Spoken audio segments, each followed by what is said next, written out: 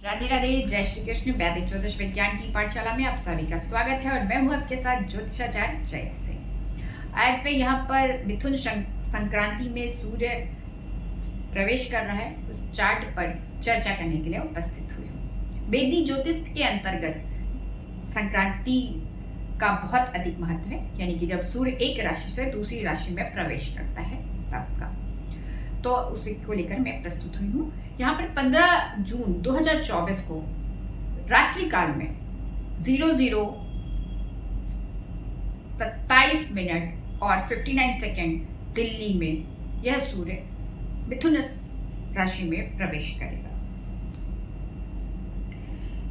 रहा है और जो लगन मिलता है वो कुंभ लगन मिलता है और उसकी डिग्री है 29 डिग्री 3 मिनट की।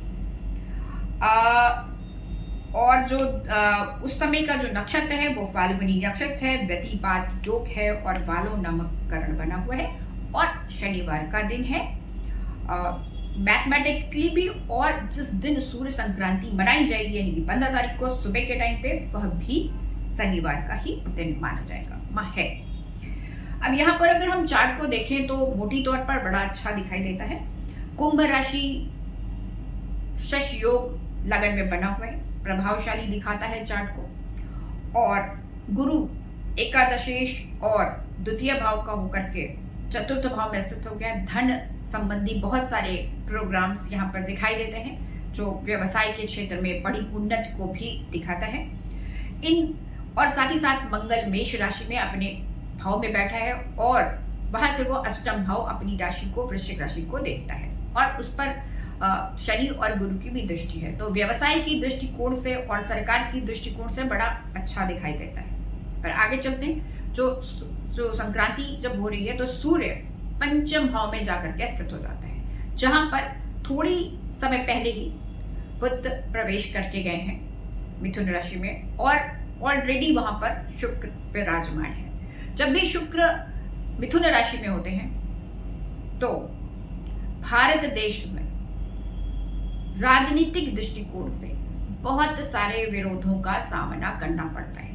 यह हमारे गुरु श्री के.एन. राव सर का शोध है, जिसको मैं किसी और दिन आपको डिटेल में इसके बारे में चर्चा करूंगी। तो इस तरह से देखा जाए तो ये जो महीना होता है जून से लेकर के जुलाई का, जब शुक्र मिथुन राशि में होता है तो बहुत अधिक यहाँ पर विरोधों का सामना सरकार को करना पड़ता है और बहुत सारी कठिनाइयों का भी सामना करना पड़ता है। अगर कुंडली में नेगेटिव योग बने हुए हैं तो और ज्यादा प्रमुखता के साथ ये चीज दिखाई पड़ती है। तो इसको आगे समझते हैं डिटेल में।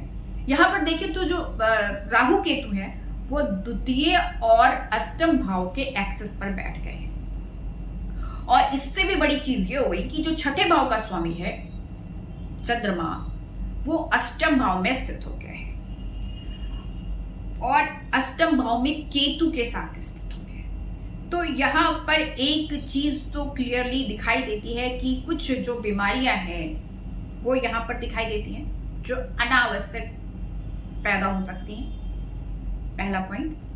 दूसरा पॉइंट यहाँ पर ये आता है कि जो थर्ड हाउस है जो एक्सीडेंट के लिए भी देखा जाता है और छठा भाव भी एक्सीडेंट के लिए देखा जाता है। ये दोनों भाव बहुत ज्यादा पीड़ा में है और जो सस्टेश है वो अष्टम भाव में स्थित हो गए हैं। तो अचानक बड़ी विपत्ति का सामना हमारे देश को करना पड़ सकता है। इसमें से कुछ आतंकी साजिश भी दिखाई देती है जिसमें विदेशी षड्यंत्र के तहत हो सकती है, जिसमें कि कुछ अग्नि से संबंधित विस्फोटक आतंकी साजिश का संबंध रेलवे से या फिर हवाई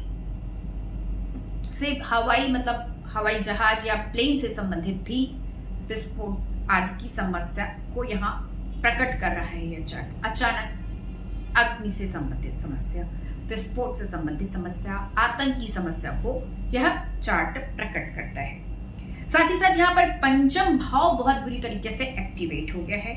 यहाँ पर पंचमेश, अष्टमेश, नवमेश और साथ ही साथ पंचमेश, सप्तमेश, अष्टमेश, नवमेश और चतुर्थेश एक साथ स्थित हो गए हैं। तो शिक्षा प्रणाली में सरकार कोई बड़ा निर्णय ले सकती है, ऐसी संभावना यह प्रकट कर रहा है चार्ट। और उसको बहुत सारे विरोधों का सामना भी करना पड़ सकता है, यद्यपि वह लागू होने की भी संभावना को यह चार्ट प्रकट करता है। साथ ही साथ जैसे कि आज न्यूज में दिखाई दे रहा था कि राम मंदिर पर आतंकी साजिश का अंजाम देने की धमकी दी जा रही है। तो यहाँ पर मंदिर से संबंधित उतना मुझे नहीं दिखता जितना कि ट्रांसपोर्ट से रिलेटेड जगहों पर, जहां पर तीर्थ यात्रा से संबंधित जो यात्राएं हैं उससे संबंधित जगहों पर विस्फोट किए जा सकते हैं। साथ ही साथ पूर्वोत्तर राज्यों में जो बॉर्डर लाइन है वहां पर भी कुछ आतंकी साजिश की जा सकती है, ऐसी संभावना भी यह चार्ट प्रकट करता है। आर्थिक दृष्टिकोण से यह चार्ट अच्छा बना हुआ है। सरकार को बहुत सारे विरोधों का सामना करना पड़ सकता है। पंचम भाव चूंकि एक्टिवेट हो गया है तो सरकार के बहुत सारे मंत्रिमंडल में फेरबदल की संभावना भी हो सकती है, ऐसा भी दिखाई देता है। स्पेस से संबंधित जो प्रोग्राम्स चल रहे हैं उसमें से कुछ प्रोग्राम्स को झटके लग सकते हैं या कुछ बड़ी आतंकी साजिश हो सकती है, ऐसी संभावना को भी यह चार्ट दिखाता है।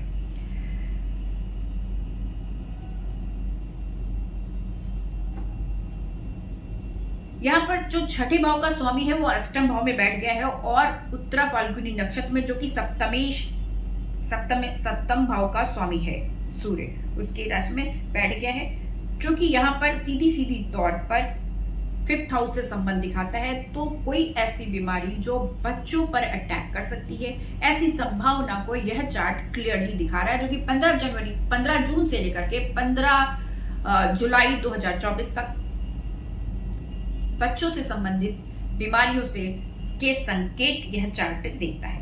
इसके अलावा पंचम भाव स्टॉक मार्केट को भी दिखाता है, उसमें भी कोई बड़ी गड़बड़ी की संभावना को भी यह चार्ट दिखाता है, क्योंकि यहाँ पर अष्टमेश बुध भी स्थित है।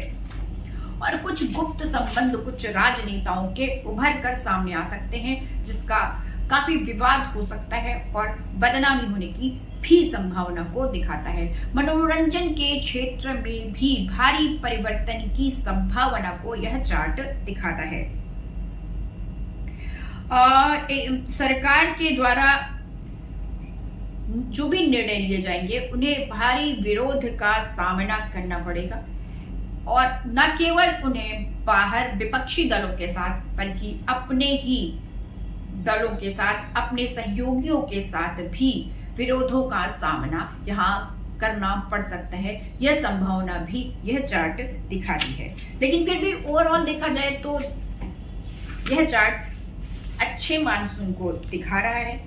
शुक्र और बुध सूर्य के साथ स्थित हो गए हैं और मंगल उसके पीछे है, जो कि भद्रबाहु संहिता के अनुसार अच्छी बारिश के संकेत को दिखाता है।